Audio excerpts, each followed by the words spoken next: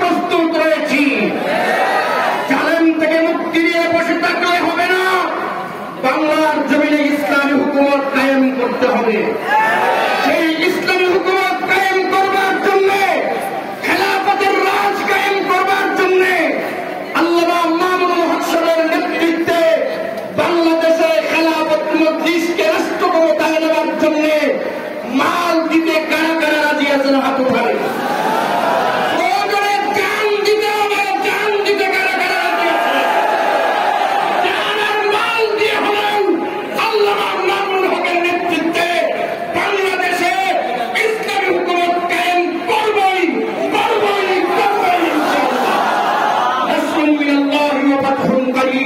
وبشر المؤمنين